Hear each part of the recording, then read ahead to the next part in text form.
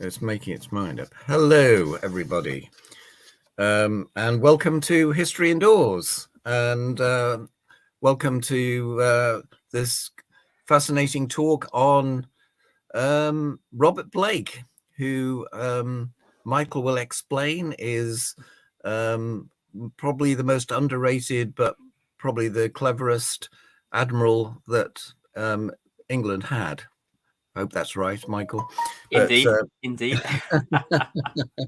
So, welcome everybody, and my name's Mike O'Keefe, and just a little bit about History Endorsed just before we get going.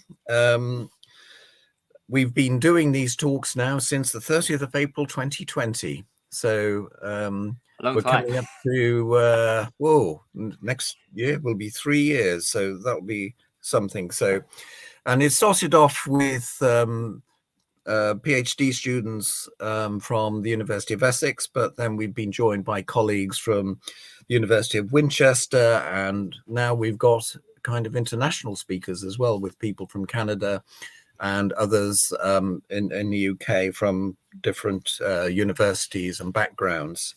So that is now really quite exciting. So it would be nice to say where you're from, and in the comments bit, you could hopefully see the comments button at the bottom of your screen. So tonight's talk is from Dr. Michael Sewell. I can say doctor now because he's now got his PhD, and his PhD was on the use of the history of the civil wars in the long 19th century, with special reference to the city of Colchester and the siege of Colchester. And if you're interested, you can actually read his thesis, which is at the Essex University repository. I did joke with Michael that it's not called Fort Knox, so hopefully it'll be easy to get into it. So so if you're interested, please do go and read it. So I think without further ado, I think, Michael, I'm going to disappear and let you continue with your talk. But please, as you're listening to Michael, if you've got a question, please put them in the comments box. I'll see you later. Brilliant. Thank you, Mike, for that introduction. I can't believe it's come up to 3 years of doing history indoors, but it's been an absolutely great, fantastic experience. And thank you to all those who've been watching our talks since the beginning and throughout. It's been a fantastic privilege to do. And thank you. Yes, I am finally a doctor of history. So hopefully I shouldn't be able to know my stuff, but we'll see, shall we? So today's talk is on a character who I think is probably the most underrated man in history, in especially English Admiralty, English naval history, I should say, Robert Blake. Now, Robert Blake lived from 1597 to about 1657, and he served in the period of the Civil Wars and the Anglo-Dutch Wars. He was certainly an interesting character, and even people like Nelson would come and say that he was even better than him. So those who know Nelson, the admiral at Trafalgar, even he would class Robert Blake as the greatest admiral of the English Navy. And today's talk is basically an introduction into his life. I'm not going to be able to go into his life in massive detail, but hopefully today my aim is to introduce you to him, to inspire you to look more into this character, to think about him, to maybe go visit where he was born in Bridgewater, to visit the museum there, to see the statue there, and delve deeper yourself into his character. So today's hope to inspire you and intrigue you into him. But please do ask questions at the end. I'm more happy to answer anything, either about him or the period around him. And hopefully we can have a lot of fun and enjoy this discussion. So the first question is, why this topic? Why have I decided to talk about Robert Blake? Well, a lot of it comes down to the fact that the period in question is generally one of the least talked about periods of history.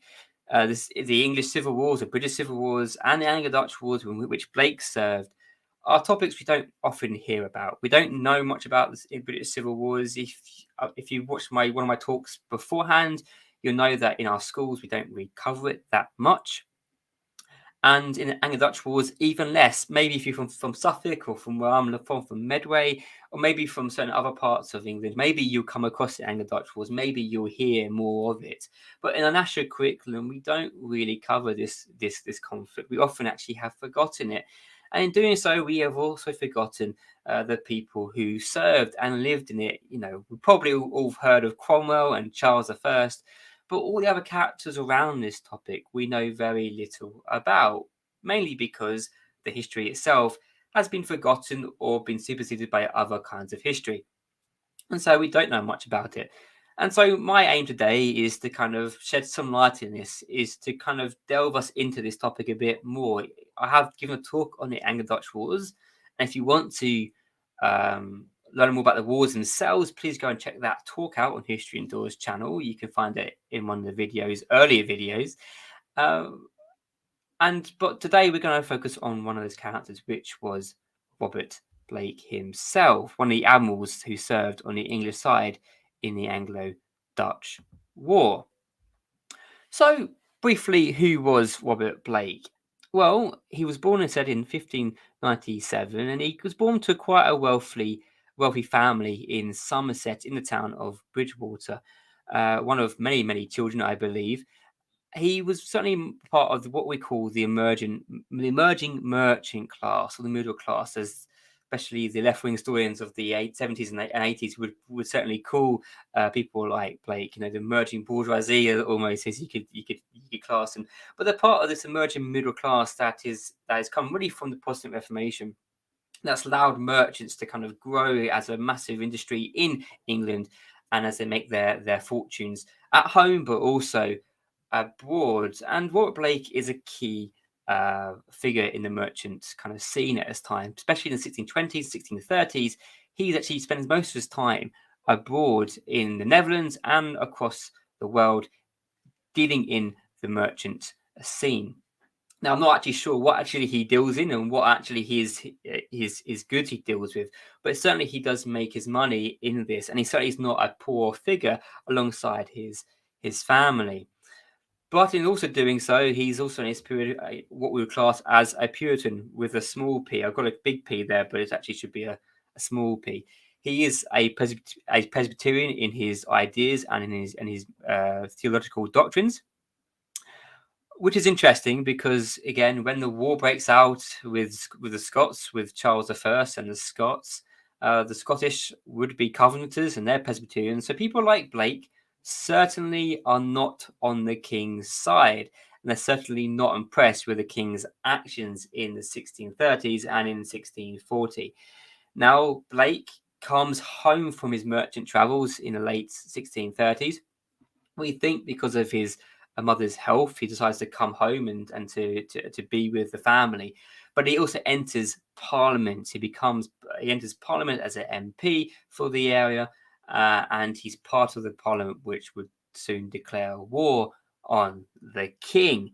So Blake is very much part of the British Civil War.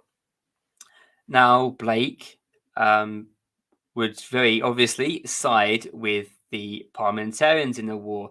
He has no quarrels with fighting against the king. He's actually quite a staunch Republican, even from the get-go. He certainly believes in the cause of parliamentarians, which, we've got to make a point here, is that it's not always necessarily the case. Puritans, Presbyterians, even people like merchant class, like Blake, some of them would side for the king.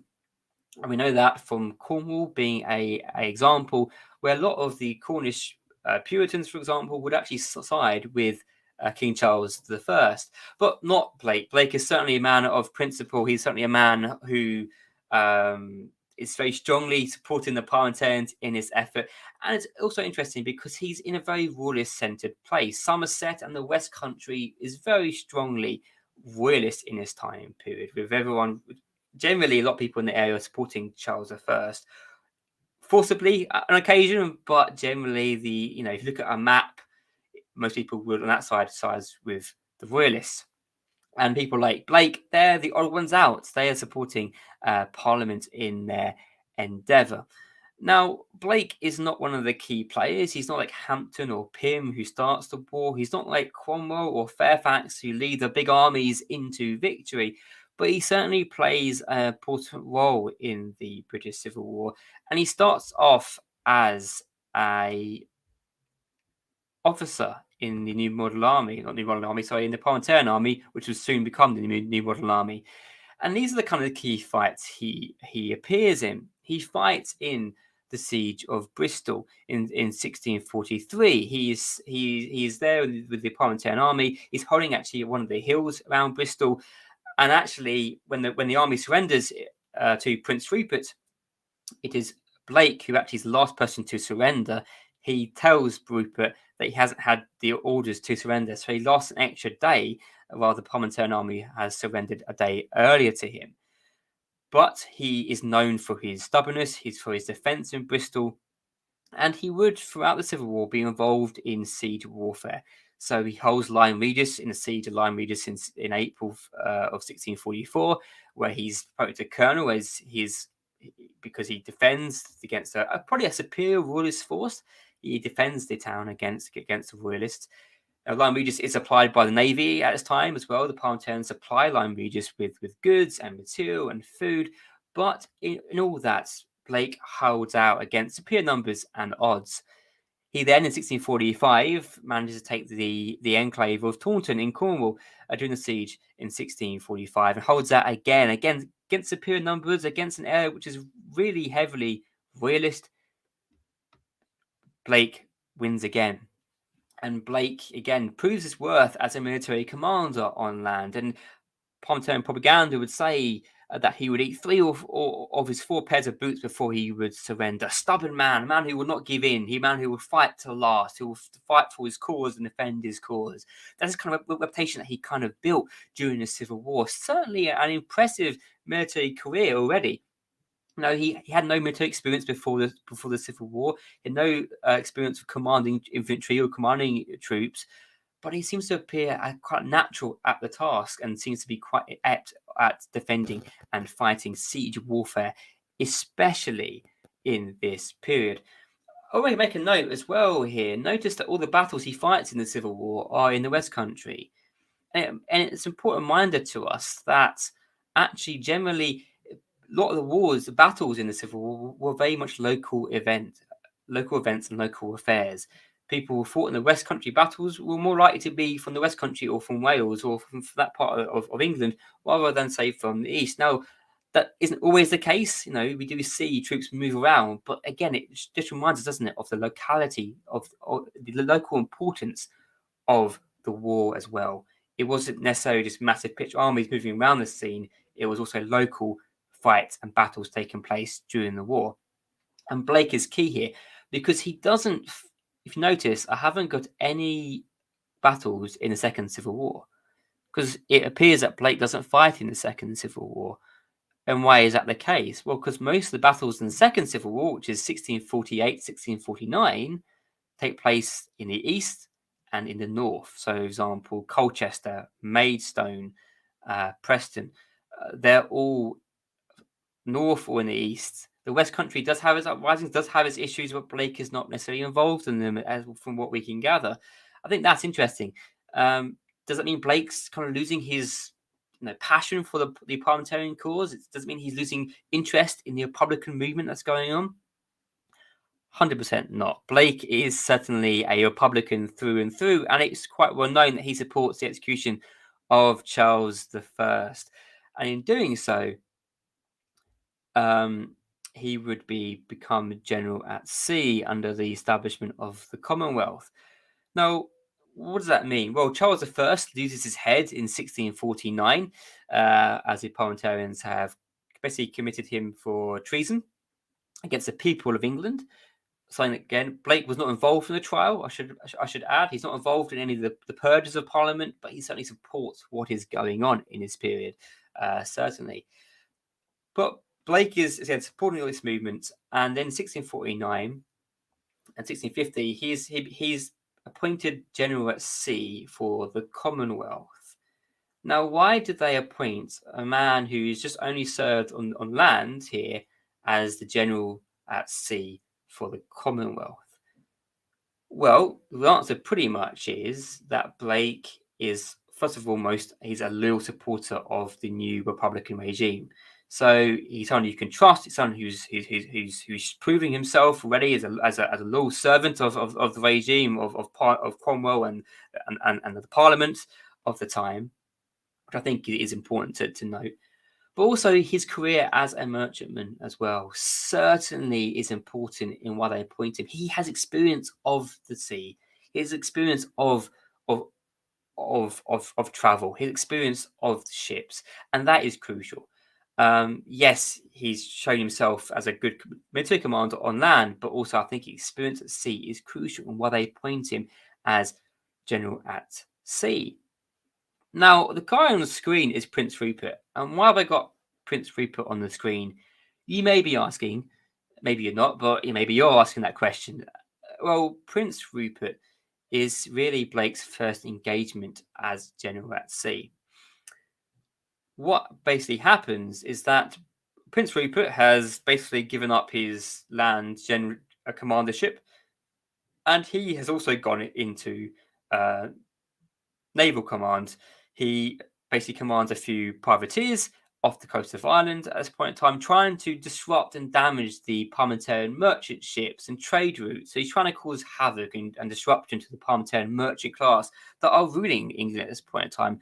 We've got to remember who is ruling England. It would be certainly the merchant classes on a whole.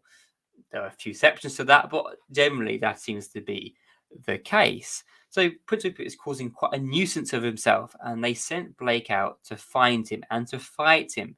And they do this quite successfully. Blake chases Prince Rupert down to Portugal. He sieges Prince Rupert in Portugal. The Portuguese won't allow Blake in, but Blake doesn't care. His aim, as before seen in the battles, is to win at all costs. He wins. He fights Prince Rupert in naval warfare, and he beats Prince Rupert and destroys many of his ships. And during the Commonwealth period as well, Blake is sent to capture and reclaim. I put in inverted commas there because depending on your view on this, many of the territories many of the islands around England, which are still royalist held, and Blake captures them for the Parliamentarian cause with his ships. He seems to be quite successful already. He seems to be doing quite a good job as a naval commander, which I think is important to note here. His career starts off with quite a bit of success. But where he really makes his name, where this character really does show his qualities, I think, is during the Anglo-Dutch War. Now, I should probably introduce this war in some way just to kind of bring some context into this. What is the Anglo-Dutch War? Well, the Anglo-Dutch War would be a series of 3 or 4 conflicts that will span the 17th and later 18th century between the English and the Dutch. Now, the reason why the Commonwealth goes to war against the United Provinces in 1651, 1652, 1653 is really because there's a breakdown of relations between the parties, between the two nations. Originally, the United Provinces and England, there's talk of the two countries merging to become one nation, which I think would be quite a radical step. Now, you've got to remember, both are Protestant, both have very similar belief systems, they both run in similar ways, with a very strong merchant class dominating the system here. But the Dutch are also very wary of the English aims here, and they believe that the whole point of this treaty to merge countries is for England to rule the United Provinces, not to be a merger and joint leadership. So they pull out of this, which leads to some bad blood between the two. There's also the problem as well that some of the English believe that the Dutch were supporting the Royalists during the Civil War. So there's also some suspicion there. And also, crucially, they're both merchant-led nations, and they both have envy of each other's kind of monopolies on the trade system, and both want to get the upper hand and be the best kind of merchants out there. And so this rivalry starts to develop, and it leads to bigger and bigger tensions, to the point where it gets to the point where a Dutch ship passes an English ship and doesn't lower its mast, which is important because the whole point is that if you saw an English ship, you meant to lower your flag in kind of recognition of the English dominance of the sea, as the English like to appear themselves to be, the most powerful, the most strongest of in this period. The Dutch don't do this, which leads again to more tensions. The English sees this as an insult and a big issue, and it leads to a conflict. And it's Robert Blake who's at the centre of the Anglo-Dutch Wars. In 1652, it's his fleet that fires on Martin Tromp's fleet, the Dutch admiral. It is Blake's fleet that starts the fighting between them and the Dutch. Now, Martin Tromp is the Dutch admiral, and he himself is an interesting figure and worthy of his own talk, really. He's a fascinating character who is a radical and impressive naval commander during the First Anglo-Dutch War. But really, the wars don't start off well for the English. They lose the first few battles. August 26th at Plymouth, Michael de Ruyter defeats Askew's fleet. And what he does, actually, he sieges Plymouth for a bit. Now, Michael de Ruyter is another interesting figure, and he'll become an admiral, the leading Dutch admiral in the Second and Third Anglo-Dutch Wars. And Michael de Ruyter is probably one of the greatest admirals again to be in the sea. He's such an interesting figure. He's also controversial as well. He's involved in the slave trade. But again, that's another talk for another day. Is delving into Michael de Ruyter's kind of history. But again, he's involved in the war. And again, to start off with, the Dutch seem to be getting upper hand. They seem to be winning battles. They defeat the English fleet on a number of occasions. Go to Dungeness, 10th of December. Tromp defeats Blake again. So the English are on the back foot. But Blake gets injured at Dungeness. He spends time on shore, and he spends time writing a book, which I'll talk about in a minute. A book which would transform naval warfare for the next 300 to 400 years. A book which would radically change how the English would fight, and a book and a tactic system which would turn defeat into victory. And it all starts with Portland, the 3 days battle, and it leads to a number of victories for the English, ending at Scheveningen. Sorry, I stutter there. Where Martin Tromp would die, and where the English would basically win the First Anglo-Dutch War. Now, who wins the war is down to debate and who you ask as historians, but generally it is accepted that the English win the First Anglo-Dutch War and the Dutch would win the next two under Michael de Ruyter's command at this time. But I said it all changes the Battle of Portland. This battle is the turning point between the two navies. It's a turning point in Blake's legacy and a turning point in how we see the Anglo-Dutch Wars. The Battle of Portland is fought over 3 days, which I think, again, it might sound quite radical at sea, fighting over 3 days, but it would be a series of many engagements, not one continuous engagement. I should make that point. And it starts off with the Dutch doing quite well. They attack Blake when the wind's in their favour and they get the upper hand. But Blake implements his new tactics, his new ways of fighting, and it ends in a majority English victory. Now, at the time, both sides claimed victory. The Dutch claimed victory, the English claimed victory. But it soon became apparent by both sides that the English had won the battle. And the numbers are quite staggering. The Dutch lose about 40 to 50 ships in this, captured or destroyed. The English lose only a handful. And it shows again the tactics that Blake implements at Portland and later on in the Dutch Wars, which again show his really technical genius. He's injured at Dungeness. He takes time to write and study and think about it, and he implements this new tactic system. So what did he do? What did he do at Portland, which would transform naval warfare for the next 300 years? Well, first of all, he brings in the signalling. Blake is one of the crucial figures who brings in signalling, which you can find all this in his book, Sailing Instructions and Fighting Instructions. It's a book which will be translated into many, many different languages, as people across Europe will be studying Blake's writings for the next, many, many decades and centuries. What Blake does, he brings in signalling. This is crucial because naval warfare at this time was very chaotic. It was very much every captain had commanded his own ship and did what he wanted to do, which would often leave many captains not engaging with the enemy, staying on the outside and not getting involved, because most of the ships were merchant ships and commanders didn't want their ships to be damaged and then put in sea and not making money down the line. Blake changes this. He brings in the signal, the flag system, which would mean that he has control of his navy. That he means that whatever orders he gives, the ships have to follow what he does. He brings in a strict regimental command system, making sure that he has control of what his navy will do. It means that he has more understanding. He can change his tactics on a whim. He can respond to certain situations. If something happens that's drastic, he can navigate his fleet around to deal with that situation. It is a genius move to bring in a way to give him proper control, proper command of the battle. It means that he has discipline. He has structure to his navy, which was not really there before. Yes, there was some sorts of structures, of course there was, but he really brings a proper structure into the navy. And you could argue that what he does is that he takes the professionalism that he can see in New Model Army, which Cromwell and the like have brought in, and he implements that into the English navy at this time. And again, signalling would remain important in Trafalgar. I've got flags up from Trafalgar, which would be used by Nelson. That would remain for the next 150 years, 200 years.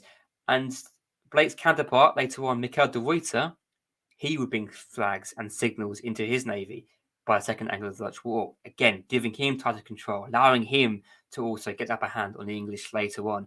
Signalling was a crucial reform that Blake brought in, but he also brought in ways to how a navy could support a landing of troops, how a navy could support sieging a fort, how a navy could support a army on land. He transforms the role of a navy, and I'll talk about that and more in a second. But the most crucial thing he does, above all, is that he brings in what we would know as the ship of the line. He brings in the lined formation. This is crucial because beforehand, naval ships would generally kind of merge together and just board each other, and it would become almost a melee in the middle. What Blake does is that he makes his ships line up in one steady line and turn all his guns towards the enemy who was sailing towards him, and then open up with a barrage of fire. This probably comes from his experience in siege warfare. He knows the power of the cannon. He knows how devastating the cannon can be, and he brings it into how he fights his naval battles. So he sails in line, a tactic which would be used even in the First World War. At Battle of Jutland, they're all sailing in line.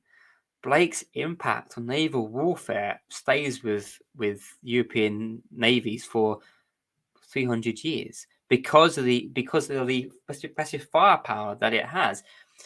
Again, why this is so important to the English victories is because the Dutch tactic at the time, as was most nations' tactic, was to get close, board the enemy, and capture the ship or destroy it and then get back on your ship and then sail away. This makes it harder, and before they can get to you, you're already hitting them with mass shot of cannon fire, killing many, destroying many ships. Go back to Battle of Portland. The amount of ships that were destroyed and captured by the English against the Dutch is a huge difference. I think that is really important to talk about. But Blake doesn't just invent line; he also invents, alongside his admirals at the times, also breaking a line as well. Everyone credits Nelson for being the first one to ever break line, but the naval commanders, Blake included, were also broke line. They knew when to use it, they knew how to be flexible, and so that is really interesting to remember as well.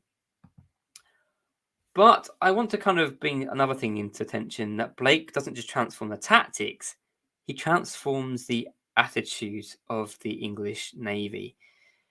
And I want to take this quote from Richard Cavendish for a second, because I think it's really crucial in how we, or he gains impact on the English Navy. He says, many English sea captains of the time had inherited a piratical attitude from the days of Drake. They looked for a profit from seizing enemy merchant ships or hesitating to risk their vessels against men of war.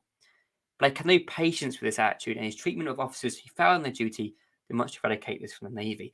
The English Navy system before Blake was very much about making your money to get gold, to get loot, and then sailing back to port and making your fortune in that way. It's very similar to how it's the Civil War and the cavalry. They would chase off the enemy cavalry. They would go to the baggage train, route the baggage train, and they'll be off the field for the rest of the battle. The same principle here with the English merchant ships and navy vessels. They would attack a vessel and then leave the field. They would plunder rather than fight the battle.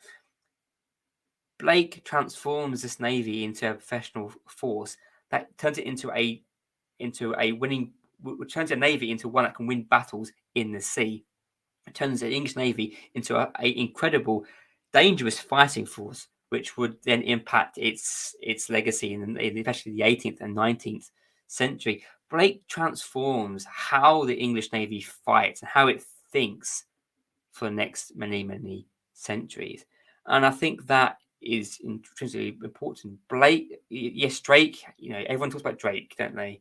Especially his Elizabethan impact and his piracy, but that would not do you any good in the days of the 17th century. And Blake sees this, he modernizes the Navy, and he transforms the attitude. So he doesn't just transform the tactics, but also the attitude. Now, Blake doesn't do everything by himself. Most of us have heard, haven't we, of Samuel Pepys. Samuel Pepys in the 1660s would also bring in officer training, for example, a naval academy as well. So later, bureaucratic changes happen to the Navy, which also improve it. But it all becomes important from Blake's intervention. Without Blake, the English may not have done well in the Anglo-Dutch War. Without Blake, the English Navy may never have been as good as it was. Think about songs like War Britannia, Warning the Waves. I think that really comes from the time, really looking back at the period of Blake's transformation and his impact in transforming the Navy to become a credible fighting force in the decades and centuries to come. So Blake has a massive impact on naval structure, naval tactics as well. But his career doesn't just end with the Anglo-Dutch Wars. He fights in Anglo-Spanish Wars, and he also becomes Lord of the Syncports. Now, the Syncports by now are just a ceremonial title. It has no real military value whatsoever. I think Wellington was Lord of the Syncport, and so was Churchill. It was very much for a ceremonial title given to politicians. But time of Blake's time is important. He was given the important task of defending the English coastline. So towards his end of his life, 1655 to 57, he's given the role of defending the coastline against invasion. Invasion from whom, you may ask? Well, from literally anyone. It could be the Dutch, it could be the Spanish, it could be the French.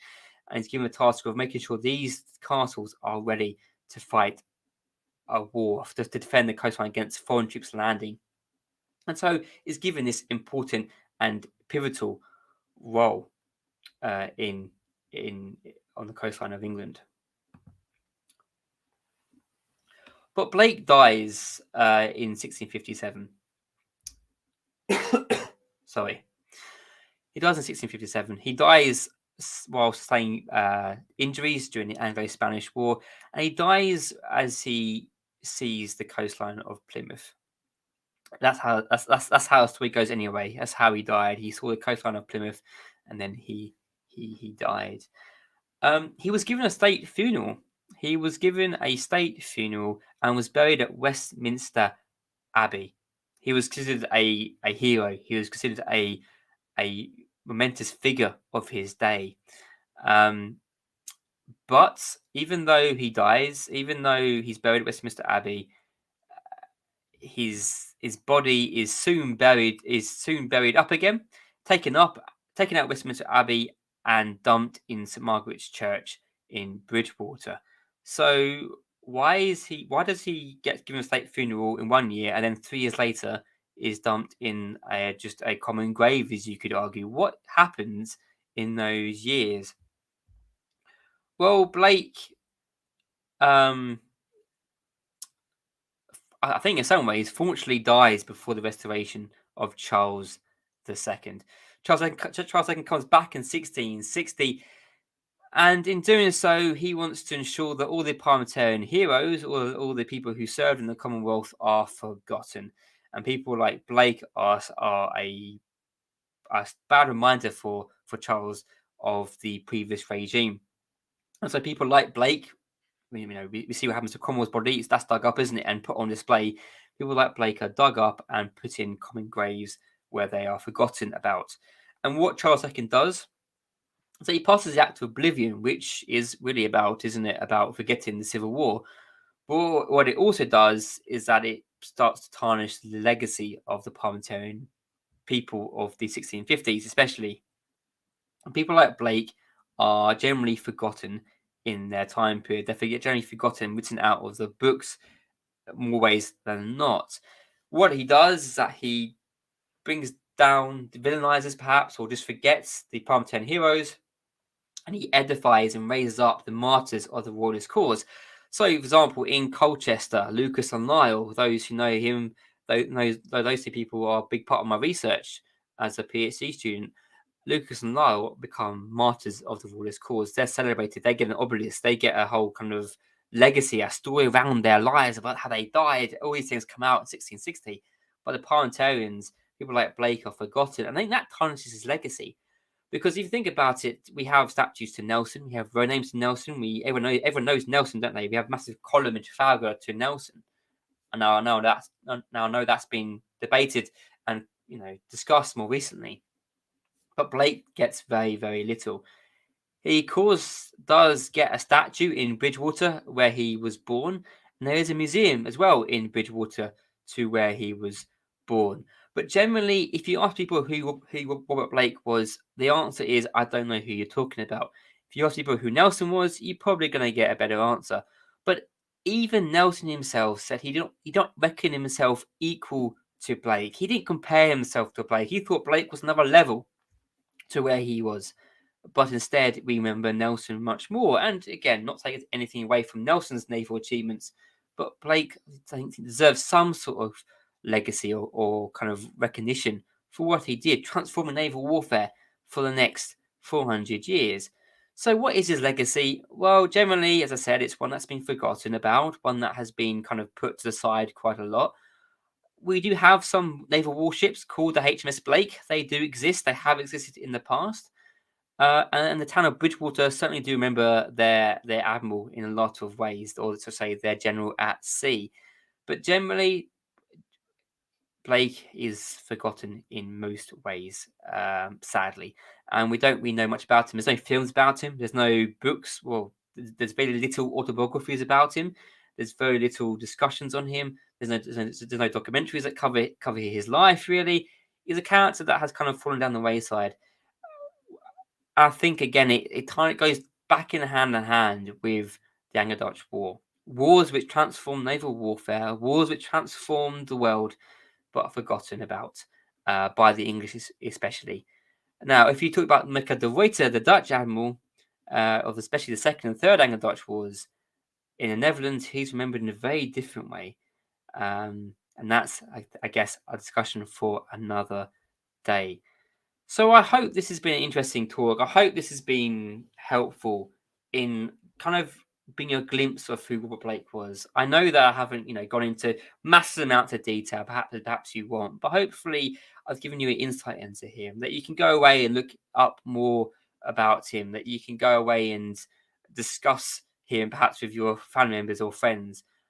Please do ask any questions. I'm more happy to answer anything your way. and I'm more happy to discuss it. And if you think he was a terrible admiral, please say as well. I'm happy to discuss that as well. I don't mind. So thank you very much for watching.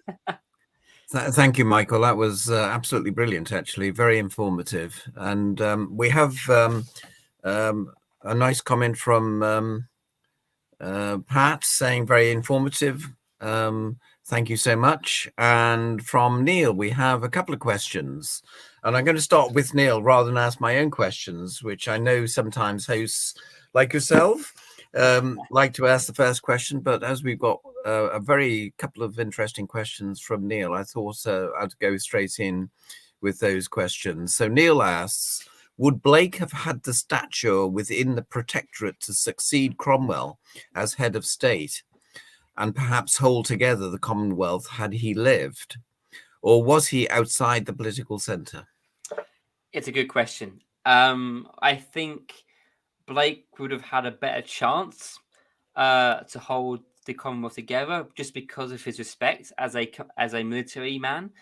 The big problem with reason why Cromwell fails is because Cromwell's son, Richard Cromwell, isn't respected by the army, and that is a big issue with Richard Cromwell, because Richard Cromwell was a great speaker, probably better than his dad was, but he didn't have control of the army. Blake might have done better in that regards. He might have held together the army better and kept the Protectorate going. But you mentioned something important there. Was he outside the political centre? And Blake doesn't really become a very strong political activist or very much involved in the politics of things. He does stay out of most of the decisions. He's not there at Prize Purge. He's not there at the execution of Charles I. He's not there during the kind of the big debates. He kind of stays out of all that. He doesn't really spend a lot of time actually as an MP, really. So I don't think he would have wanted the job if he was offered it. So I think Blake could have held the Protectorate together.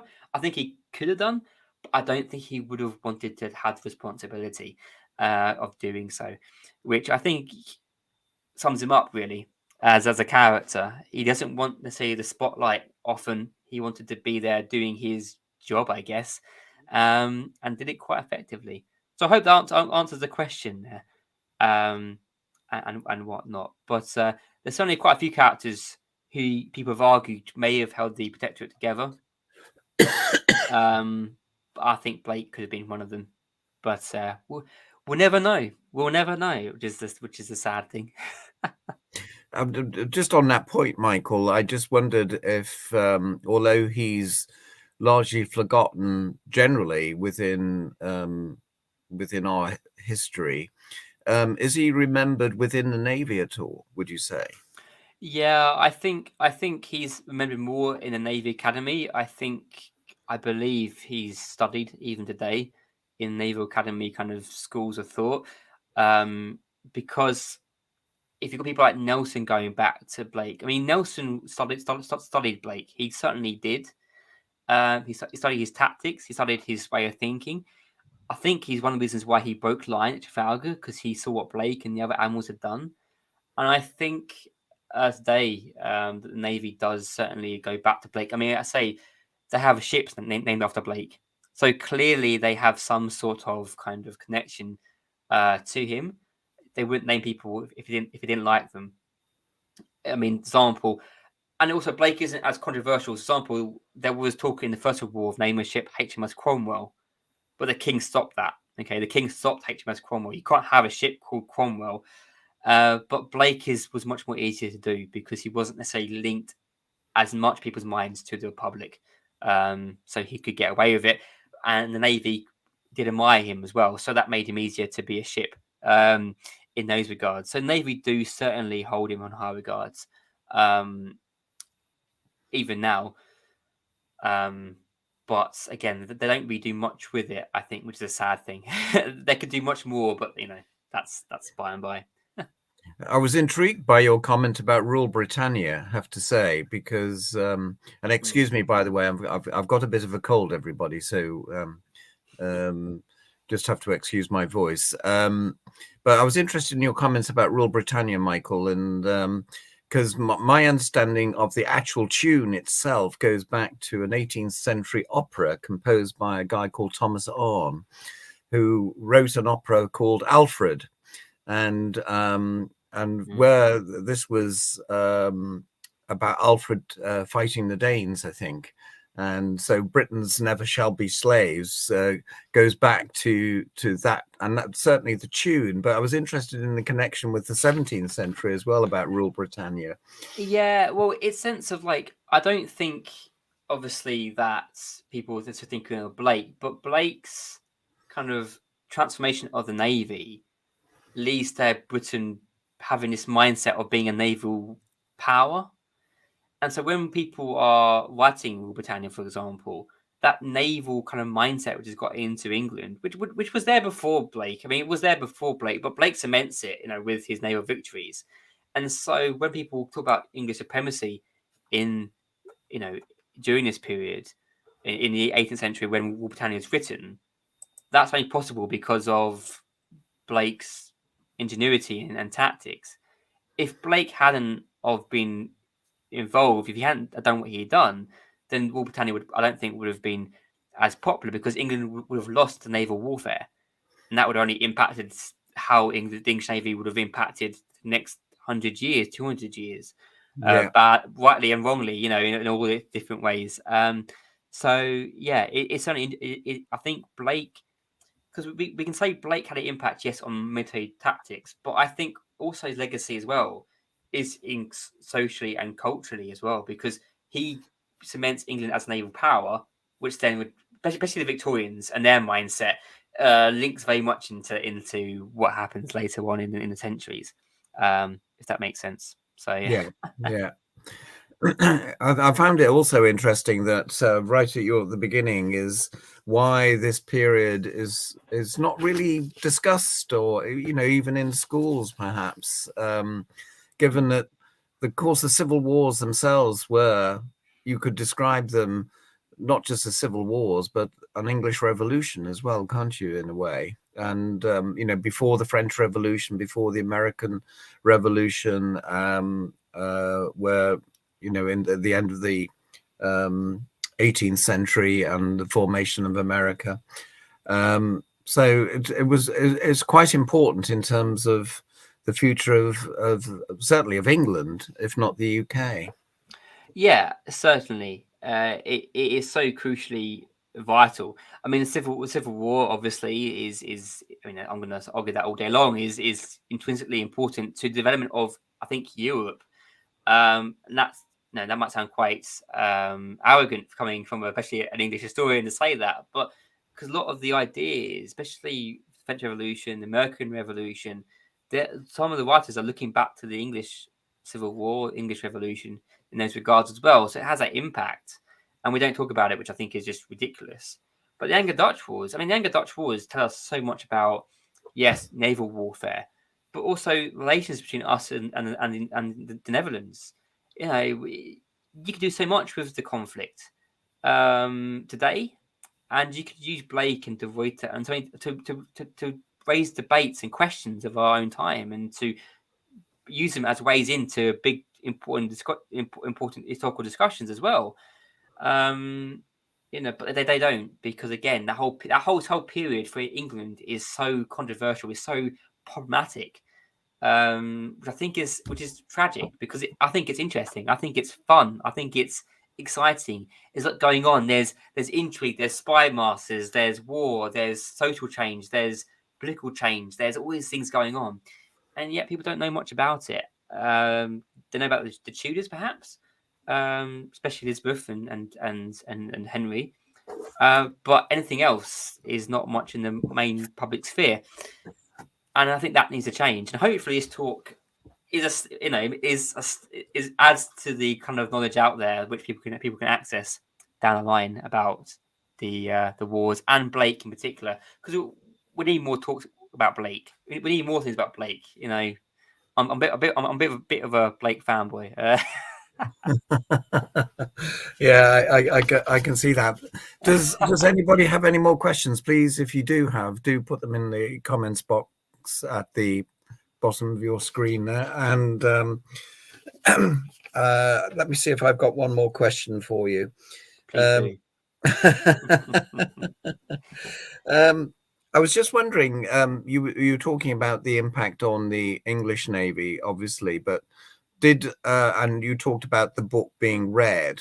How important was the tactics that he wrote about? How were they adopted by other naval powers? That's a great question, Mike, because that's something I should have mentioned in the talk, but I didn't.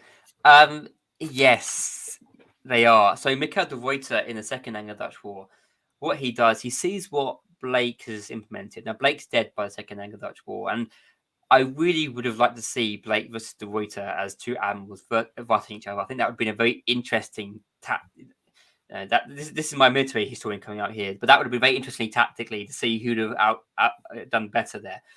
But de Ruyter certainly learns a lot from Blake.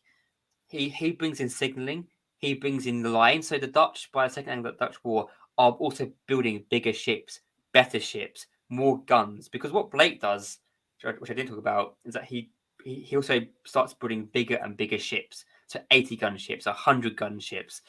So by the end of the Anglo-Dutch Wars, the English Navy has got a lot of bigger gun ships in its repertoire. The Dutch start doing this under de Ruyter. And so by the Second Anglo-Dutch War, they've got big ships, England's got big ships, and they're fighting in line. They both follow that. The French and Spanish follow suit as well. Eventually, they are a bit slower to adapt and as less effectively than the English and Dutch to do so. But they do adapt to these tactics. And especially European naval powers will adopt these tactics for the next 200 years. So everyone in Europe will follow these same tactics. And then also countries like Japan as well would in the 19th century would probably as well follow line as well. So yeah, Blake's tactics are read, they're studied, and people follow them because they work. There's a structure in the Navy because professional armies have been around in Europe for 100 odd years. They've been around, paid soldiers, disciplined soldiers doing a powerful job, a destructive job, you could argue, certainly. With Navy, this is the start of the professionalization of the Navy. It wouldn't finish it. I think Pepys is the one who finishes that work of paying sailors, of being a disciplined, kind of structured sailors kind of like lifestyle. But Blake starts the professionalization of the Navy, the first country I think to do so in this way, and Europe follows suit because if they've got professional armies, they want professional navies as well, and so that starts to happen because before that, navies are generally more about piracy or privateering than they are actually about a organized front, and Blake transforms all of that into an organized front, which I think is interesting and important. So yeah, I should have said that at the start. What Blake does, his impact is not just in England but also European. Even again, America also would follow suit as well. The Americans would follow suit with their navy in the same way. So yeah, Blake's impact is across the world. Excellent. Well, yeah. Thanks, Michael. I can't see any more questions, so I'm just wondering whether we should draw things to a close now. So thank you so much for that very, very interesting talk, and certainly Robert Blake is somebody I didn't know, not heard of him before. So thank you very much for that. So no worries. Thank you everybody for watching. If you like what you watch, if you please subscribe to History Indoors, that would be really helpful. And if you want to see any of our talks, they're all on the YouTube channel and or the History Indoors YouTube channel. And I can't remember, Michael, how many talks have we got now? About 250, I think, isn't it? Yeah, I think there's over 100 talks. I think there's also like another 100 small videos and all kinds of things. So yeah, there's loads of things you can. It's history upon history. We've got so much history on our channel that you won't get bored. You won't get bored, certainly. There's days and days of content. And you can follow us on social media as well, including Instagram, Twitter, and Facebook. So again, thank you very much. Next time, our next talk is on the 14th of December. I shall be doing that one. It's on code breaking and warfare, part 2 of the series of 4 talks as I'm doing.